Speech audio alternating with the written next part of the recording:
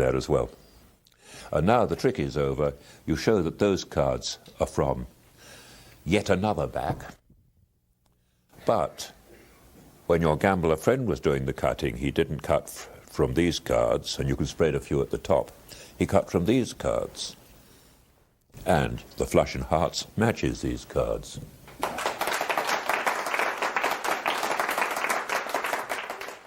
All I can say is what constitutes the kind of magic that appeals to me. And that is the magic where I cease to worry about how it's done and just lean back and enjoy. So I've always had a liking for the kind of effect in which sort of extraneous magic seems to be going on while the magician isn't really aware of it. For example, that's part of the kind of effect that I was trying to get in routine that I've developed into a practical terms fairly recently, although the idea was in an old notebook of mine, which was the colour-changing faro shuffle, where you're talking all the time, quite straight-faced, about magician cutting the pack and keeping on cutting a royal flush in hearts or spades or what have you. But without you commenting on it, the pack keeps changing colour. So I have a liking for that sort of thing.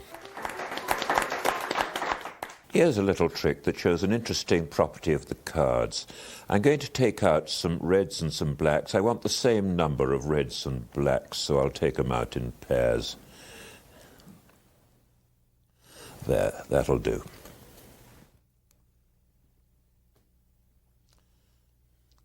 Now, we'll separate these out. In fact, I think it would be better if I have these face down. So we've separated the reds and the blacks. Now, naturally enough, the colours of the cards in the packets match these cards, which we can consider as being leader cards. What I don't understand is why, if we change the packets over, their colours still match the leader cards. Would you like me to change these or not?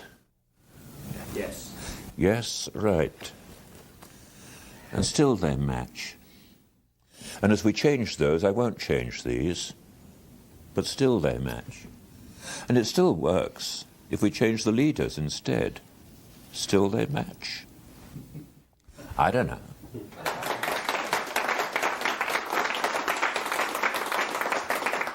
This is a version of Follow the Leader with no sleights whatsoever. There's one move of Dr. Jacobs Daly's, which some people might consider a sleight. I would just call it a move. But you're starting to do the trick before they think you're starting. You're starting to do the trick when you take the cards out, because you take them out under the excuse of having the same number as blacks and reds, so that they'll be alternating.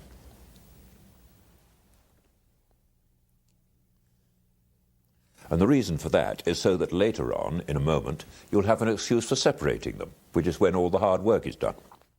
Well, it's not hard work. We don't need the rest of the pack. We've got the same number as reds and blacks. I'll separate them. And you start dealing with the cards face up. And then you change your mind. It'll be better if these cards were face down. You turn that one down. As you turn that down, you also turn the whole lot down, which looks so natural, and you carry on dealing. This is what's happening now.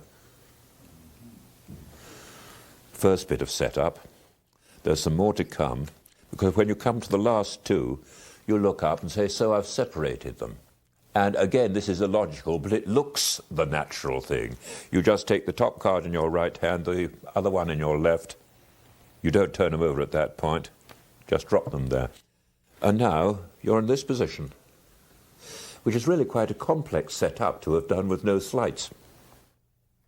Now you're ready to go. You can show that the top cards do match.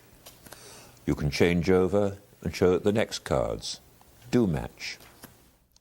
Then you can offer the choice of switching or not switching. Suppose they ask you to switch. This is the daily move. You hold one card between thumb and first finger, the other card between first finger and second finger. Apparently you're changing over like that, but you also cross your wrists after the change and turn over and place them down. So in fact you've double change, which brings you back where you started. And we changed those, so we won't change the next ones. They match. Suppose we have it the other way round. You ask them, shall we change or not? And they say no. So you show that those match. And we didn't change the last lot, so we will change these. Either way. And now we do have different ones here, so you can do one final change, which is where I normally change the leader packets instead, and still we match.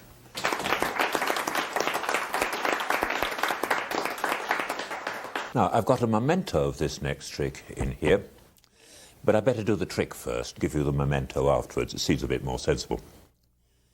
I'm going to ask you, Gary, to choose any one of these cards. Just take it, it doesn't matter if I see it, just pull it out of the spread towards you. I don't want to influence you, so I'll turn a wee bit away. All right. And will you initial it, please?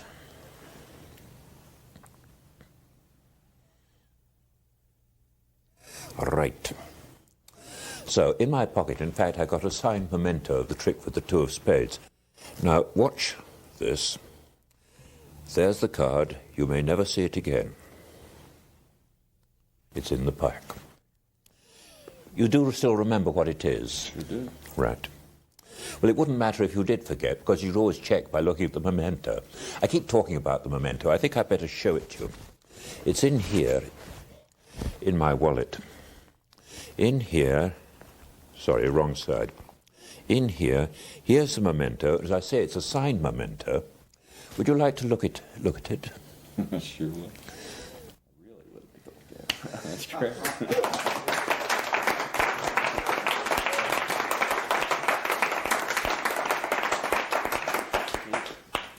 And that means that if you, any time in the future, you'll be able to look at the memento to remind yourself what your initials are. Now, this is a trick using the rear palm, and I like to present the card to wallet by talking about this memento that I've got in here. I don't mention the wallet yet. That gradually comes into play later on. So I've got the memento for this trick that I'm going to do, but I better do the trick first. And I spread the pack out. Now, for the sake of the angles on the rear palm, when I take the card into the palm, my hand will be like that, and the angles are pretty well to the right of the direction my forefinger is pointing. So I have the card chosen by spreading the pack out, and then say, but I don't want to influence your choice, so I'll turn away for a moment, and that gives me an excuse for having the rest of the trick at what is a slightly better angle for me. So now I'm here. I don't have to keep on holding my hand like that because the card isn't there yet. And I ask Gary to pull out any card and initial it. And now I gather up the pack. The card goes back into the pack. As it goes in, angled a little bit to the left, slide up, and it goes through the pack, and my little finger gets the edge and pivots it out. That's what it looks like so far. Then I fan the cards in my left hand. What is actually happening is that I'm gripping this card and fanning the pack away from the clipped card. What it looks like